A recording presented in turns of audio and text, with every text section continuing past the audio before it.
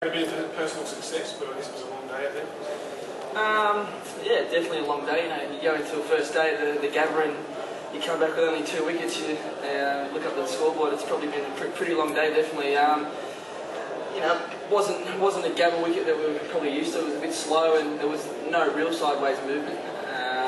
The one thing that I noticed was it's pretty soft all the way underfoot. Usually it's pretty soft on top and dries out as the day goes on. And there was a bit of sun around, so there was no reason why it probably shouldn't have dried out. But I think we can make excuses, but I think we lacked a bit of penetration, a bit of consistency, and probably our maiden count was a big thing. When the wicket's not, when it's not playing how you probably want it, with a bit of movement and a bit of pace in there, you probably want to just dry up as much as we can.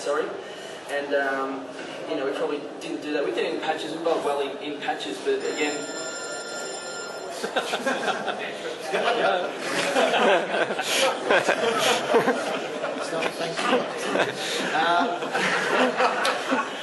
Don't know who that was. Time message. So probably the big thing with us, the consistency in dot balls. You play against world-class batsmen and they're good, especially on slow wickets, at getting those balls into the gaps and rotating the strikers as they did. So, we could have had a different story, a bit of luck as well. Sid's no ball and then another drop catch and a few early on with the DRS referral system. So, it could have been a different day, but in the end we probably lacked that little bit of consistency with our dot balls on a wicket that wasn't offering a great deal. Now, did you think particularly early on when it might have done a bit that collectively you were probably a bit short? You didn't give yourself enough of a chance early on? Definitely, I think we were definitely too short early on. And that can happen coming into the big game. There's plenty of nerves flying around. You want to try and get the ball in there, the right areas, and we probably dropped a little bit short early. But again, we got an early wicket, one for 30. So there's probably just that follow up after that as well, with the odd 4-ball here and just that, like I said before, just the consistency in building pressure over and over again. And I think that's what you have to do against good batsmen. You have to put them under as much pressure as possible. And we gave him that 4-ball every now and again, so we just lacked that, as I said before. Yeah, James, maybe the best thing that happened to the side all day happened after the play. I suppose in a funny sort of way when he went down, he wanted to be playing 10 players by the looks of it. Did you see it at all? I seen him getting carried off, but I'm just worried about getting Amler and Callis out there. James, I know Mickey up before the series talked about winning the key moments. Were we disappointed today that in the clutch moments you weren't able to build that pressure and, for example, letting Callis off the ball? Yeah, a little bit. It is disappointing going to games, but again, the good thing about cricket is another day. We come out tomorrow. If we get some early wickets, you never know. And a wicket that's, like I said, pretty good for batting. It's pretty slow, but if we get some early wickets and get them out for under that 400 mark, we can definitely put pressure on. If we get as close as to their target as we can, hopefully the wicket does dry out for our second innings when we bowl. There's a bit more pace in it, but look, we're keeping a positive frame of mind, definitely. James, maybe just talk about, Hashim Amla, when he was dropped earlier this year, the overall went on to make that 300 net, and obviously he was dropped again here today. When something like that happens, how does it affect the way you feel in the field and just the motivation and the thought process?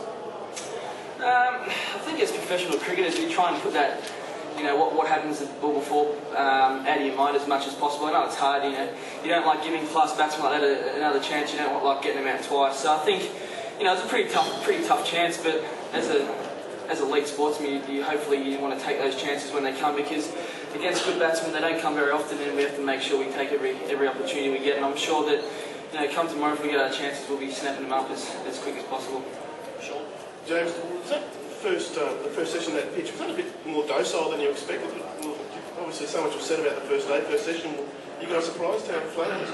Yeah, definitely. That's the first time I played on a wicket like this at the Gabba. It's a few of the boys were saying as well. It's the first time you look at. I don't think there was any catches go to slip on the first day at the Gabba, and it was very, very slow wicket. So I don't know what the reason. There's probably a bit of moisture in there. I don't know why. There hasn't been any much rain around, but I think it's probably just the fact that they wanted to break up or something like that. So look, it is a bit slower than what we probably thought, what we came to expect, but I think as class players, you've got to try and overcome that and have a backup plan when that does happen. James, in light of the conditions, do you think the South Africans may have misread them and made a mistake by not picking Scudder? Yeah, I'm not sure. Probably with the wicket now being a bit slower, maybe. But if the wicket dries out and it's like it is usually, then it's usually pretty good for the quicks. But there's not really the sideways movement out there and the pace that there was in the Shield game I played a couple of weeks ago here. So, you know, it might take some spin later on if it does dry out a little bit. There's not a great lot of grass covering on there either. It's pretty thatchy actually. So, yeah, I'm not sure.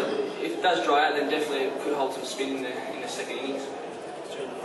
James, what do you think you need to do tomorrow to get back in the game as far as bowling is concerned? Take some wickets with the new ball will be a start early on. Try and get maybe 1 or 2 wickets early on and bring AB in and then Rudolph and maybe Duminy if he's okay. But look, I think if we can get them in with the new ball, we have a big chance. We just have to keep being positive as a team and keep going hard. And probably the one thing for us is just trying to build that consistency with the pressure and those dot balls.